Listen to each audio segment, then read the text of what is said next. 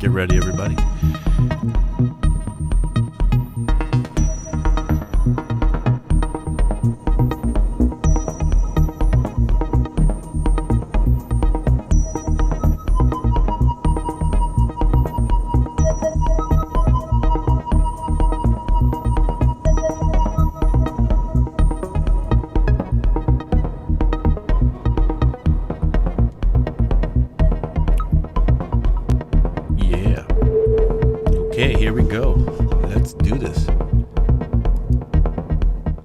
Everybody, we're back once again. Here we are, Friday, 1 p.m., 343 TV. My name is Abe Duque.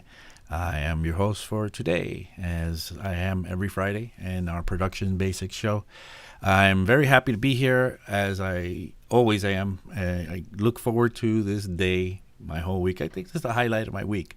I'm looking forward to talking with you guys, sharing the information I might have with you guys, having all sorts of tomfoolery and fun with you guys. We are 343 TV. And 343 TV comes from 343 Labs, which is a school that was started about 2 years ago. We have 2 years of existence. First in New York, in a New York school, and now we have a school in Berlin. Berlin is actually on fire right now, as I hear. And, of course, because of the pandemic, we forced a lot of our efforts onto the internet. So you can find us all over the internet. And, here we are. So I see some of my friends that join me every week are here. John H. Kingston III, welcome. Good to see you again. We had a master class this weekend where John came into, and I finally got to hear a little bit from him. That was the first time I heard his voice. He's in these chats and in these streams every time, and he's always a big contributor and always just hanging around and a big supporter. But it's the first time that I actually got to talk to him. Sorry, I should have a cough button here. But anyway, he was a very fascinating guy, and I'm one of these days we got to get him on the show to talk about his career and what he's done. He has a very, very long history in audio engineering. Andrew Duque here again, never fails. Glad to see you. It always feels good when you're here. Feels like there's a party going on if Andrew Duque is here. Everybody else, welcome everybody. Come on and join me in the chat. As you see, my little ticker on the bottom says submit your questions here in the chat, because I really like answering questions. I really like to talk to you guys about your challenges, share with you what I may know or may not know about what is happening in your particular endeavor when it comes to production and maybe mixing or mastering or anything to do with that space. Okay, so let's see. I got to kind of reposition these monitors everywhere because I got stuff happening everywhere, which is kind of cool. I mean, it looks amazing, but it's hard to manage for one person and to kind of stay on with everybody. Matt Abbott says, North at, what up? What's up? Okay. La Nouvelle is here. La Nouvelle is one of my favorite students. She's in my mixing and mastering class right now, and she's giving me hell, but in a good way. That's great to see you here. All right, everybody. I wanted to, like I said, I really love your questions, and I really, encourage you guys to send them in. And I haven't taken the time to answer some of the questions that have been coming in throughout the last few weeks, even. So I kind of made a point to write down some of these questions in here so that I could kind of get to them at the top of the show and start to answer these. You guys might think that I've forgotten about you or that I didn't really take it seriously, but I do. And here we go. I want to start with a question from Jacob. I travel a lot and end up working out of my laptop. I can't carry speakers with me, so I end up working a lot on headphones. I'm quite happy with my mixes, but I wonder if they would be better if I was making music on actual speakers. Is there a difference? Yes, there is a difference. There's a humongous difference. Well, let's say that in a pinch, headphones will do. I certainly have had to turn in mixes that I only had headphones in order to work on. Say I was on the road somewhere and I needed to kind of get something done and turned in because of a deadline of some sort. Yes, it's possible. It's very possible to do that. But you have to understand that you're dealing with two distinct ways of listening to things. And in the situation where you have earbuds or headphones, you have two small speakers on the sides of your head, kind of placed on there, and they're kind of, anything that's stereo in information will be hyper stereo because it will be very isolated. Left and right will be very isolated. Your head is in between, and this is just really coming from the sides here. The other scenario, which with speakers, which is a lot of people listening to music in speakers, the speakers are in the room with you. Now, they're not connected to the side of your head. You could kind of put the speakers on the side of your head and kind of go that way, but that would be a little weird and hard to manage. But with the speakers in the room, and preferably they say at like a equilateral triangle distance type of thing going, well, with that set up that way, the sound comes at you, and you perceive stereo in a way that is totally different than having speakers on the side of your head. So already, with that said, you have to understand there's a big difference to what's going on mechanically speaking. Now, I think that's somehow surmountable. You can actually get used to that difference and so on. But one of the things that some people don't realize that may be going on is that phase cancellations, or what happens is when phase misalignments, when you have a waveform that meets its counterpart, on the opposite side, meaning that the peak of the wave meets the trough of the wave, you'll get a phase cancellation, and that can happen in a room with two speakers, with one speaker giving out information that's that's like maybe even, let's say you had like a bass with like a little bit of time delay between left and right. For whatever reason, it happened to be that. When the sound comes out of that and meets in the room, what you're going to get is a cancellation that'll happen because of just the time delay. So that wave kind of gets shifted out of time from the left from right, and suddenly in the room you'll have a phase cancellation, and you'll be able to notice that with speakers. But if you do that in headphones, your head is in between that action, and you're going to just capture the sound that's coming out on both ears and not really get that phase cancellation situation going on that happens naturally in a room. So there are differences. There are differences and things to look out for when you are dealing with the difference between speakers and headphones. But with that all said, you can actually deliver a pretty hot mix on headphones. I've met plenty of young producers that say, I only work on headphones, and they show me their mixes, and they're awesome. So can't argue with results in the end of the day, right? But you can make an argument for something that scientifically is correct. Okay, with that said, let's look at the chat. Nobody's writing anything in the chat, but that's okay. You guys are watching. Good. I got you. Well, I got you guys here. Why don't you guys give me a like or a dislike? I don't I don't mind, but just to show that you guys are being engaged somehow. And maybe subscribe to the channel. I keep on joking that we're going to get to 100,000 before the end of the year. Right now we're growing. We're over 6K right now, which is really cool because it seems like the pace of our growth is going a lot faster now. But we're trying to grow the channel. And if you guys would just subscribe, hit the notification bell as well if you want to just make sure that you don't miss these shows. Remember, we're here every day. Every single day, including Sundays. With Sundays, two times a month, we have a feedback show, and then we have Ariel with his mixing show once a month. And then the other 2 Sundays, there are reruns. So 2 Sundays out of the month is the only times you'll see reruns on the show. or at 1 o'clock. Every other day, we're here at 1 p.m. We're here for you. We're here to do what we can for you to help you out, get through all your challenges in music and in production and in recording and in mixing and in mastering and all that fun stuff. So, with that said, let's get back to our questions. Wait a second. We have some things coming in there. What synth is behind me? Asked TS Projects. This synth here. This synth here is I've owned this synth for a very long time, since the 90s.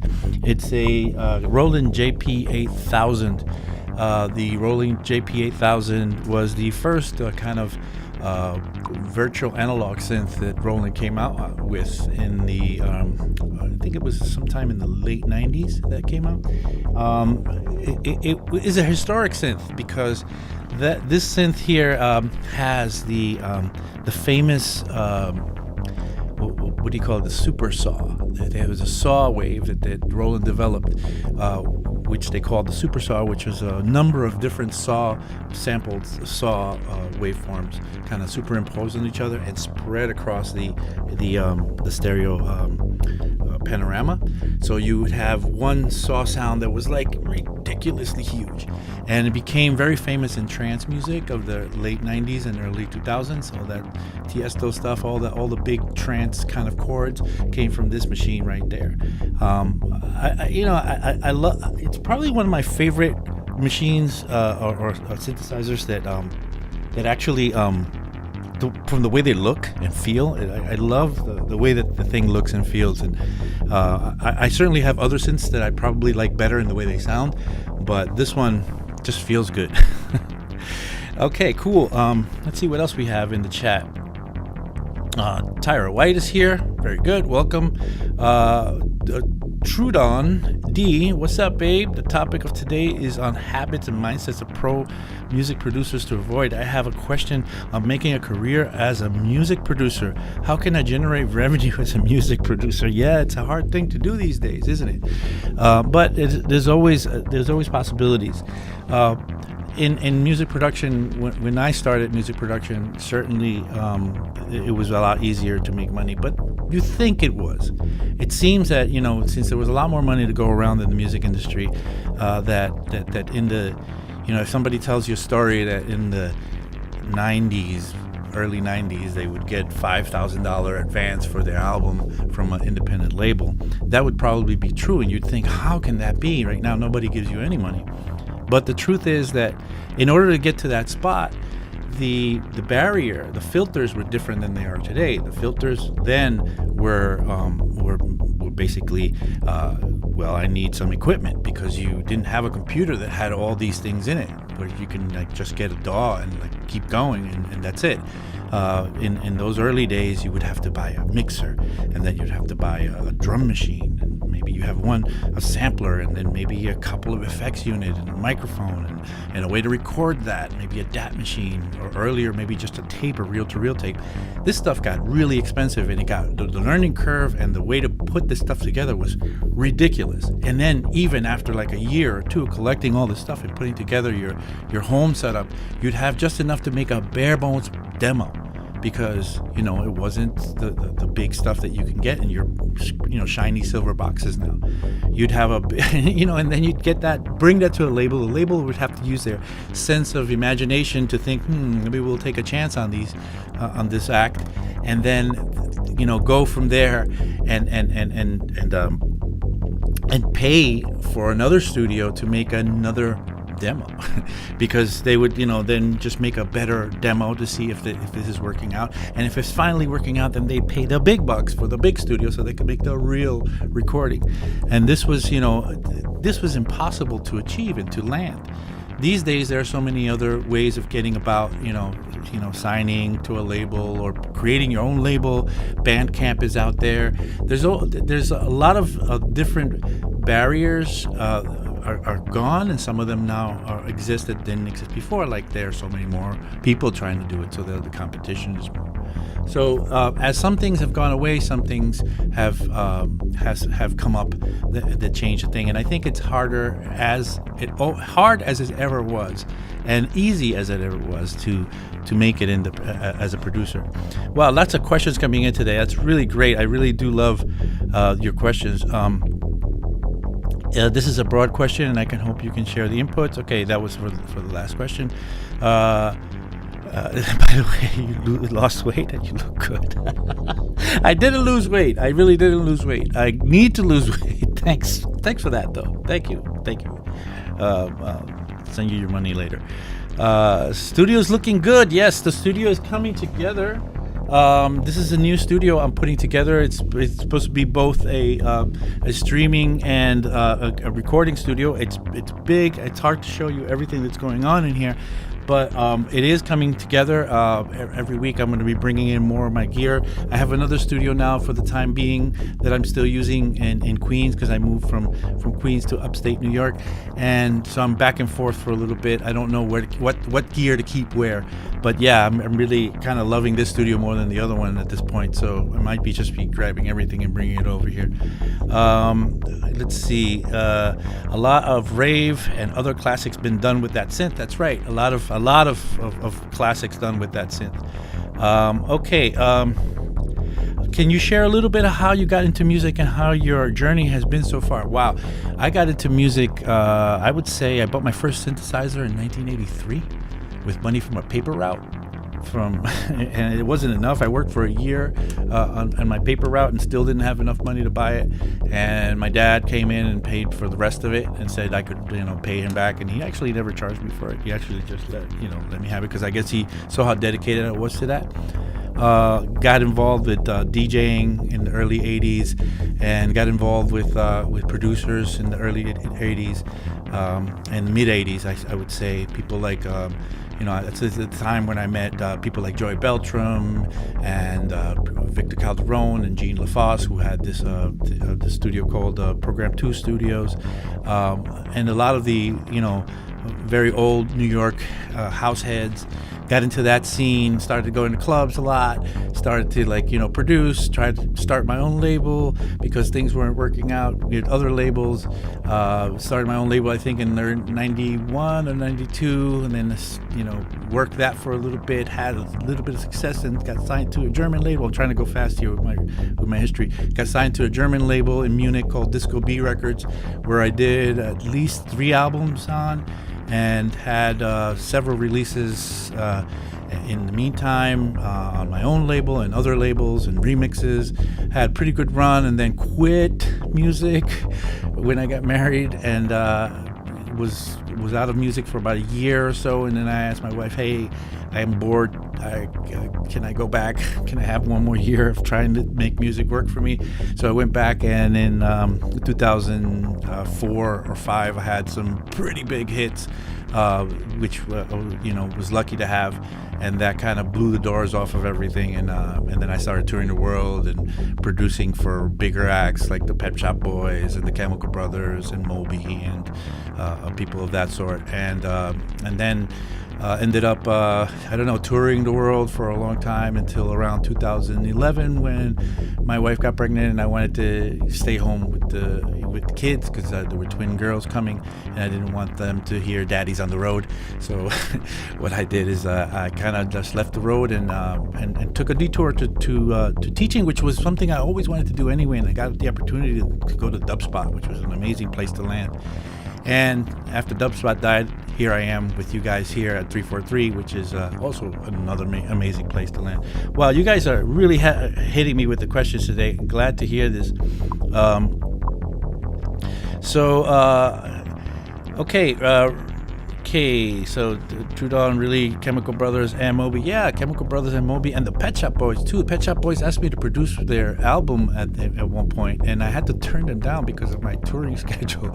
But I did produce a couple of their tracks, like I'm With Stupid and stuff like that. I did that.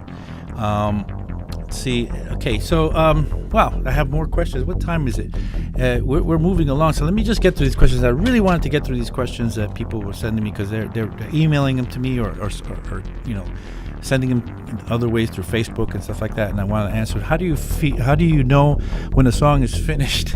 Well, okay, we could talk the whole rest of the show on that one, but basically you don't. You just kind of feel like David Bowie said something I'm paraphrasing here, but he said something about you never really finish a song, you just walk away. You do as much as you can, and then you need to at one point call it and keep on moving. Let's see. Jasmine LX says, is it true that I should not mix or master my own productions? Well, yeah, that's an old way of thinking. I remember, more people if you talk to people 10 years ago, that was still kind of the law, where you'd be like, I don't mix and master my own stuff. I send that to a professional, get another set of ears involved. This is something that you always heard. And that, although that has a very good, let's say there's validity to that, I would say that these days, just the practicality of having somebody to mix your record or master your record even is hard, because it costs money, and there's a little less money to go around these days when it comes to a lot of things. So I don't think it's a bad idea to try to mix your own stuff, or at least to learn everything you can about mixing stuff and mastering your own stuff. For if you do, you could at least, even if you have somebody else come and mix or master your record, you could at least stay in the driver's seat, and you could at least know what they're doing and why they're doing it, and sort of stay in control of the whole situation, even though you might be just hiring them to do something. With that said, we have a mixing and mastering course at 343 Labs, and we have a Black Friday event coming up that you guys should be checking out. I think mid-show Thomas is going to come in and talk us a little bit about that. And let's see, do we have any more questions? What is the best synthesizer to get? Bobby T asks. Yeah, that's a big one. I don't know. I don't know. There are so many amazing synthesizers out there, and I think more than ever, the funniest thing is more than ever there are choices for synthesizers to buy and access. Let's see. In the chat we say, hello, I do mainly electronic, hip hop, rap. This is T3 Ways. Do you think there would be a benefit in recording my track out into a different preamp, like let's say a API, and kind of shaping the sound? Hey, yeah, of course. Last week we had on Neil Landstrom, who is a very accomplished producer, and that is his method. He likes to run his mixes through very beautiful circuitry, as he might put it. So he likes to grab old school stuff like Manley compressors and things like that sort, just to take advantage of the preamps and the circuitry that provides, to kind of give you that warmth that everybody talks about. I'm trying to get a different tone and more separation in my tracks. Yes. What's my favorite VST? Well, that's a lot to ask, but guys are asking, but I have another segment that I want to get to before the halftime portion, and that is the news. I want to do a little bit of what's in the news today. I wanted to just add a little bit of what's coming up, what I see, what I hear, what I read about in news, where it pertains to our music production and gear and things coming down the pipeline. For example, let's see, we have the Plugin Alliance, which one is actually becoming very much my favorite group of plugins. I mean, I'm a big UAD user, but Plugin Alliance is giving giving everybody a run for their money. They come from BX, and they have a new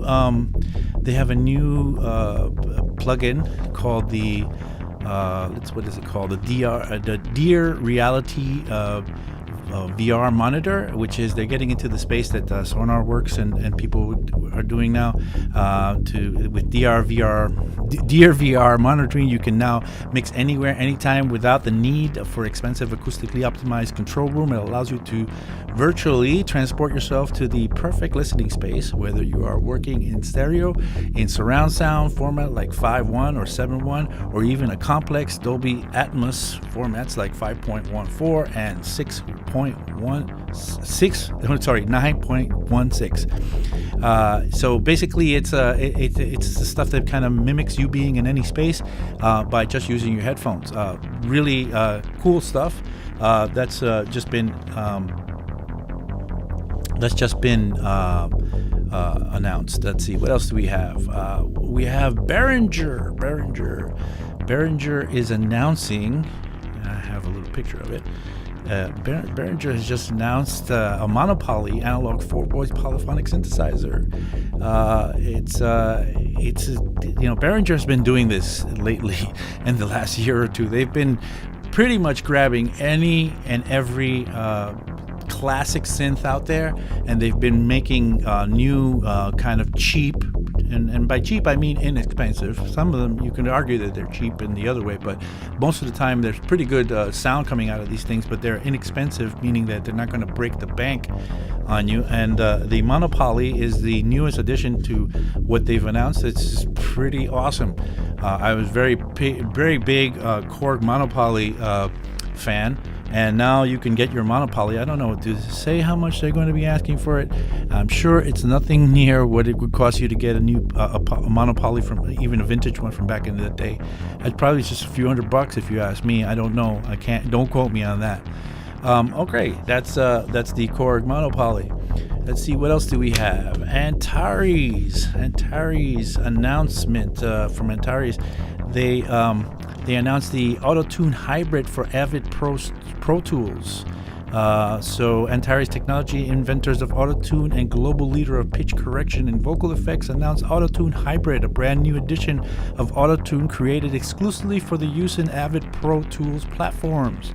Hybrid is optimized to take advantage of Avid's DSP-based hardware, giving Pro Tool users more processing power and delivering the ultimate Auto-Tune experience. That's what's coming from Auto-Tune. What else do we have here? We have, this is a great one. This made my day when I figured this out. Korg announces the SQ64 Poly Sequencer. The Poly Sequencer from Korg, building on the success of the popular Korg SQ1, the compact 2x8 step sequencer, a key tool for improvising performance. Korg's new SQ64 Poly Sequencer vastly expands performance capabilities while providing the power and flexibility to enable production and composition for analog and modular synth users and DAW-centric music producers. And this thing is going to do everything, and it's going to be, if you guys are looking for to go DAW-less and you're looking for a sequencer, this seems to be the one. I don't have time to read you all the what's going into it, but I'll tell you that it's going to be priced at $299, which usually sells for a little less than what it's supposed to be listing. So let's see, what else do we have here in our news for today? We have let's see, a couple of more things I'd like to mention. I know that Focusrite Pro announces 4 new products, and the RedNet series of products, the R1 and the 8 line, and a bunch of new audio interfaces. Very nice from Focusrite. They make really high quality and somewhat inexpensive products. Let's see, what else we have. I want to get through this news quickly so we can get to the subject of the day. And one of the bigger things in the news is Cubase 11. Cubase 11 has announced, so Steinberg announced the immediate availability of Cubase 11, comprising Pro, Artist, and Element editions, each with the same core technologies, but with dedicated tools tailored to the scope and scale of individual music production requirements. Cubase is celebrated for its comprehensive feature set, powerful tools, and unparalleled sound quality. And that's true, that thing sounds amazing. And for you Cubase lovers, Cubase 11 is now available for you guys. And let's see, is that all the news we have for today? Do we have another story? Oh yeah, one thing. I've been really getting myself into modular stuff, and the Erica Synths is just come out with a new generation of sequencing. Announces the Black Sequencer. Erica Synths announces the arrival of its long-anticipated Black Sequencer Eurorack module, which is shipping at the beginning of December. Sequencing power for a new generation of synthesis. The Black Sequencer features 4 channels with CV gate modulation outputs and up to 64-step sequences that can be chained into songs, independent tracks, time divisions, multiplications, and lengths. It includes a built-in quantizer, LFO envelope generators, parameter randomization, a MIDI in, MIDI out, and many other features essential for composing and performing electronic music experiments. So yeah, that's coming from Erica Synths for you modular lovers. So let's that's enough for news for today. I have a few more things for the news, but we can go back to our regularly scheduled program. So let's have a look at Marco DePrima. Marco DePrima's in the house. Marco DePrima is my partner. We do a lot of really amazing hybrid sets around the world when we got a chance to. Right now it's hard to travel around with our gear and to different places in the world. And we also make we have a Duque DePrima project that where we make amazing. I call it amazing. Why not? Amazing techno for you. All right. And we have a guest calling in. That's a great thing. The guest is coming in timely as ever. Let's put him into slot number 1 and let's have him come in. Hello, guest. Here we are. Thomas. Hey, what's going on, Abe? How you doing? I'm all right. How are you? Doing good, man. I see we have an awesome stream going. Tons of people interacting in the chats. We love to see that. Looks like we got John Selway in there. Shout out to him. A few other great regular viewers. So you haven't been here in a while. It's been a minute. We used to do these shows all the time together. Today you wanted to come in and discuss a little bit about what we got going on at 343 Labs. We have well, I'll let you just take it away. Start expanding on what you were saying about the news. We have big news at 343 Labs. We are running our Black Friday pre-sale, which I'm gonna put all the info in the chat right now. Basically for online classes, you can get really awesome deals, up to 45%. I just put the promo codes in the chat on YouTube, but basically use code Early Turkey for 12 session courses and then Big Early Turkey for bundles, and you'll get some really good deals. And that's going to expire at the end of the weekend, and then on Monday we're going to drop the percentages down a bit, but there's still going to be a sale for I think at least a week. Nice. So that's really exciting stuff. And Abe's going to be teaching John all your favorite 343 presenters, and then a few other great instructors here at the school. Sweet. Well, it's great to see you here in my live stream once again, Thomas. Don't be shy. Come across. You got the link. I give this link out to many people, and whoever wants to come in and wants to talk. I know that John's out there. John has a link. John can come in if he wants at any time. John owes us one, by the way. John was supposed to come in last week and give us a special surprise. He never delivered on that special surprise. He claimed that he was there and ready to do it, but I think maybe I missed it. But you still owe us, John. So at any time, John, if you want to come in.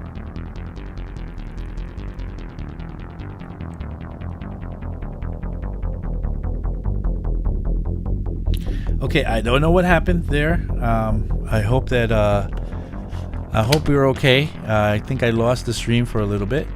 I hope we're back now and that we're on the same stream and that everything is everything. If you guys can hear and see me, kind of chime in the chat just to let me know that things are working out again. as I think I was bumped off of the live stream for a minute, and I think now I'm back, and hopefully I'll stay back. All right, so let's see, guys, let me know in the stream, please, if I don't know, Thomas was here, and he was just saying goodbye, and then somehow we got cut off, but it seems like as if we're back. Okay, we're good, says John. Okay, thank you, John. Okay, so I wanted to today's topic of the show is what the pros would never do. And, well, what's this all about? I wanted to just discuss the mindset of professionals. And what do I mean by that? So what do we actually mean by pro? And that has to be kind of defined what we mean by pro.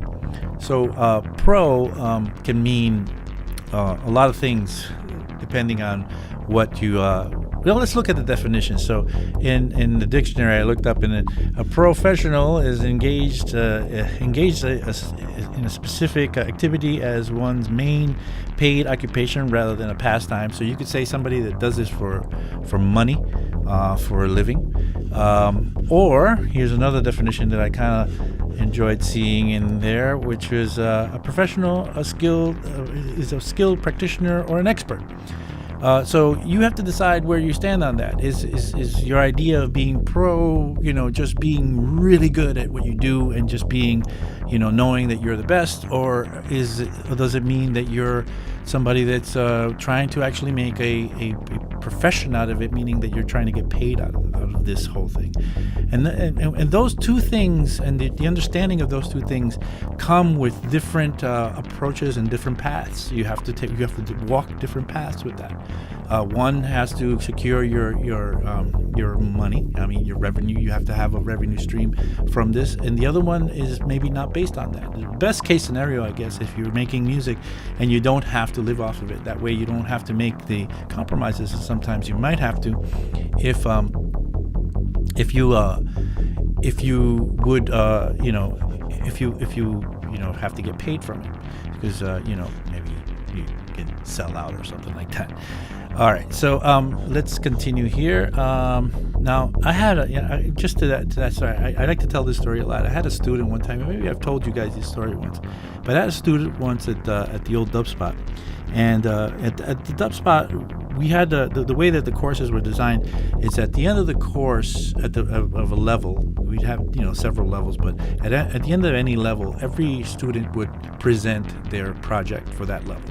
So everybody would play their tracks, and it would be, we just sit there, have a kind of a big feedback session where we all kind of just listened and, and gave each other, feedback and told each other how much we liked it, and just a little bit of a party feeling, actually. And this one guy came in and he played his music, and we all listened to it, and as we were listening to it, we were like shocked. We couldn't believe how amazing the sound was. It was. I was like, wow, this guy just learned how to use Ableton, and now he's making, music that I was moved by it. So when the song was over playing, I said to the guy, hey, wow, this is really amazing. What are you doing with it? What's your plan? What are you going to are you going to shop it to a label, or are you going to try to put it out yourself? And what his answer was to me was, well, he just kind of took a little pause and said, I was thinking of playing it for my aunt. And I was like, what? He's like, yeah, I was going to play it for my aunt, and if she liked it, then I was going to play it for my mom. And that was it. That was all he really wanted out of that. All he wanted was, just to play his music to somebody that would get it, and that he loved, and that was enough. And that was his. And he had honed his skill to such a level that everybody was like, thinking this should be like, released on every big label or whatever. But he didn't really care for that. He only wanted to impress his aunt or maybe even just himself. So you have to figure out where you stand on this part. But let's talk about some of the traits or things that the pros avoid. And I'm looking in the chat, and there's a lot going on today in the chat. It's hard to keep up, actually, what's happening in the chat. I'm going to not even read what you guys say right now because I've read a lot before. I'm going to read it a little later, maybe. Let me just get through this list of things here. There's a lot. The show's going by quickly today, and I kind of got to keep it moving. Okay, so what do you mean by pro? We got that.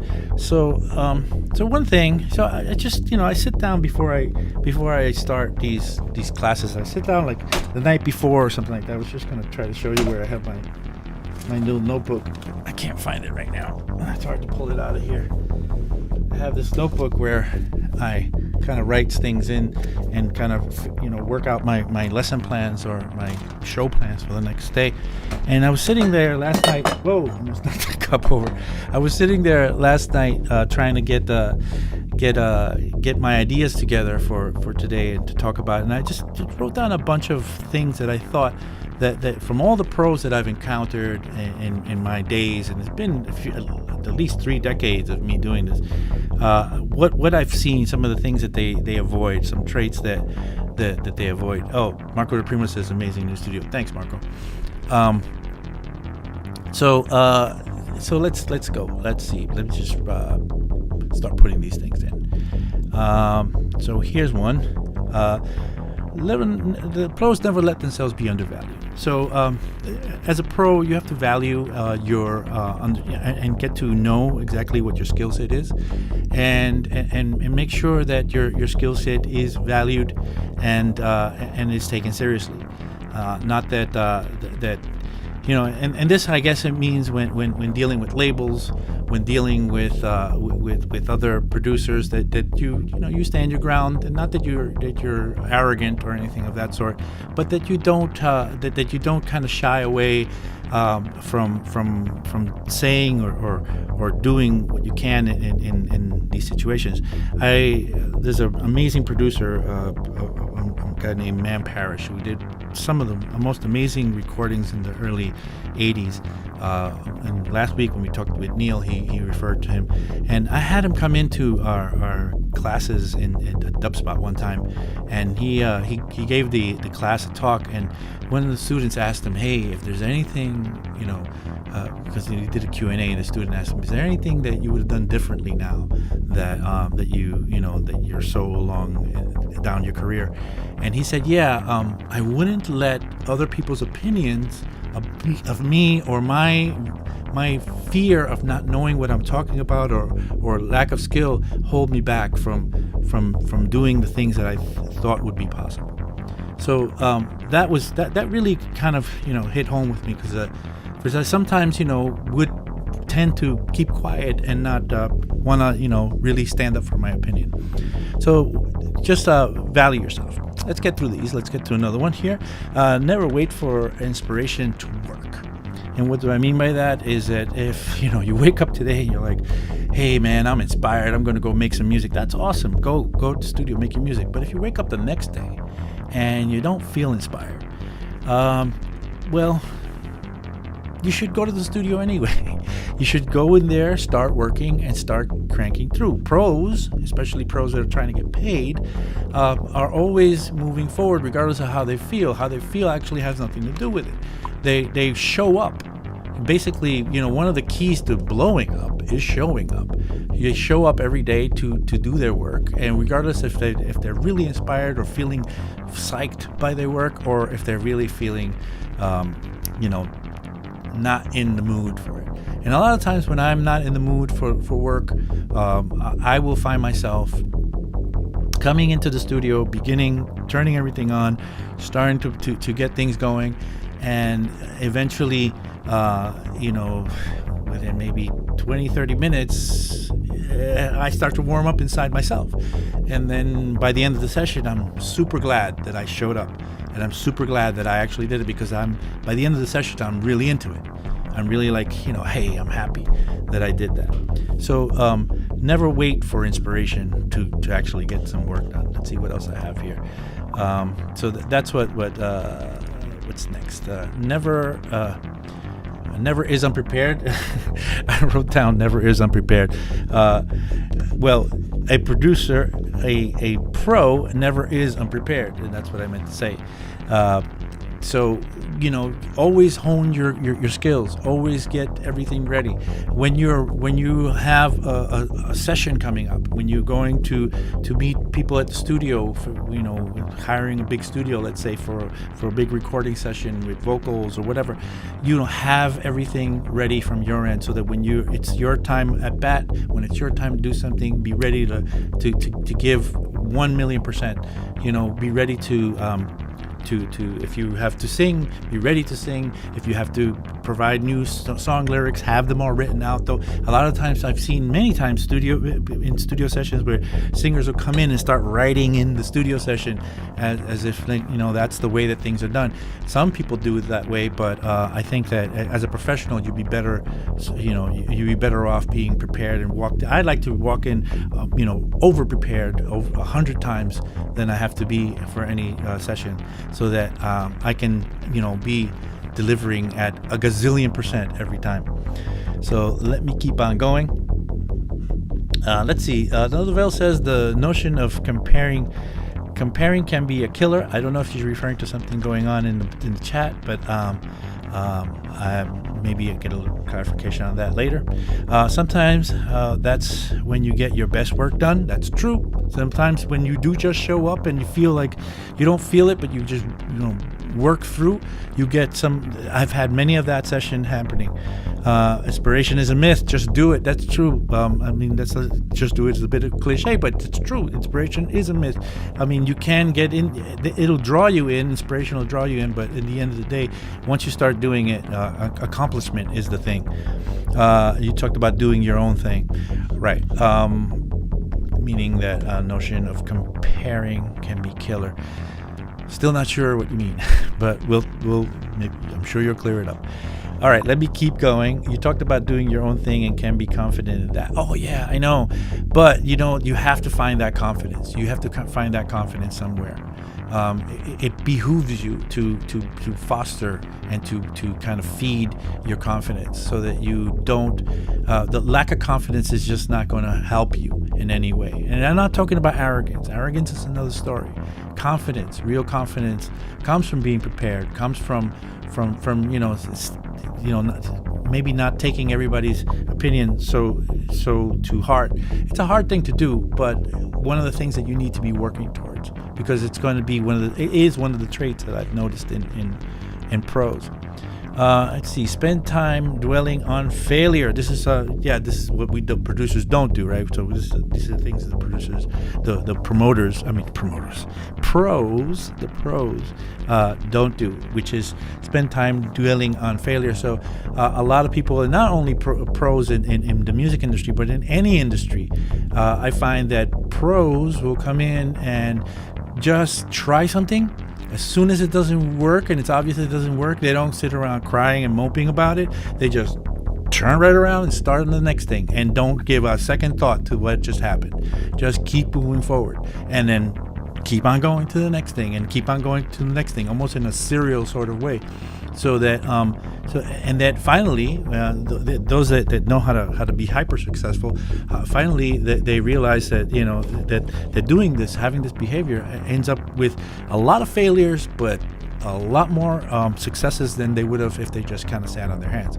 So don't and dwelled on all the horrible things that didn't happen because of all the effort you put into something that didn't work out. All right, let's keep on going. Let fear determine their actions. So pros don't let fears determine their actions if they can avoid it. So fears, this is related to everything we've been talking about. Fear can really be a monster. It can really kill your determination. It can kill your momentum when you let fear to take over. And it's not easy to do, but at least we're identifying the problems here, and if we identify these problems, then maybe we can get to a point where we can deal with them and make them make better things happen. Here's another one: leave work unfinished. So I find that a lot of people a lot of, I've been teaching now close to 10 years, and I find that there's, a propensity for people to like start something and not finish. And this happens a lot in this when people work with Ableton specifically, because Ableton makes it really, really easy for you to start something. It's within like 15 minutes, you can get something pretty awesome going when it comes to like a loop.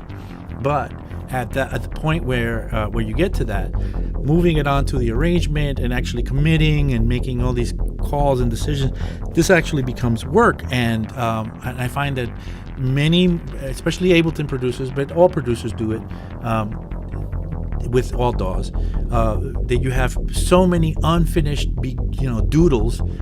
I have 50 tracks that I've heard this a lot. I have 50 tracks that I've in my computer that I haven't finished. How many did you finish? Not one. This is very typical. Where 100 even, I heard the other day, students said, I have 100 tracks that I started. How many did you finish? Well, I'm trying to finish this one right now.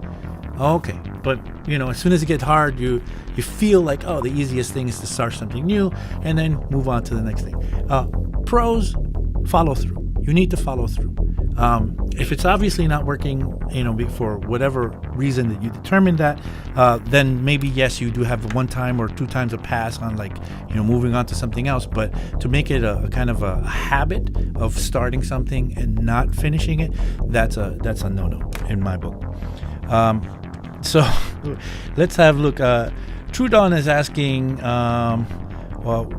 what's your creative process, Abe? Okay, that's a lot to cover in the last few minutes. How many more of these points we have? We have a few more. Maybe if you come back next week and you ask it early, I'll go through some of my creative process. How do you take an album or a single you want to produce for yourself, or if you make music for a label or an artist? Again, another discussion that's probably long-winded on my side. Bring it up next week and I'll definitely try to get to it. Sorry if I'm asking too many questions, that's fine. So let's see. Let's go to another point here. Here's a good one. It takes time for granted. So pros do not take time for granted. Pros run with all the pros that I've met have this kind of way that they treat time as if their time is their enemy, and they're in a big war and they're fighting against time. So things have to be done yesterday. There's no room to wait and ponder on something, or maybe relax and have an ice cream and go somewhere else, sit in the sun. I mean, that's all great stuff and all, but if you want to make your life focused on the professional work of finishing material, you have to treat time as if it is your enemy. And you're basically one of the keys of blowing up is to learn how to take time and compress it as much as you can and make it yield, squeeze out all the time and make it work for you in the best way that you could possibly can imagine, in order to, because there's only one of you, and wasted time, you might as well just give up at that point if you're just wasting time. All right. I know I could be, I'm trying to, today is the first day for a while that I've had a guest or a certain Thomas was here earlier, but I don't have a person sitting with me kind of chatting.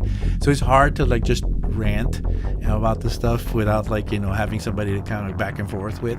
But it's okay.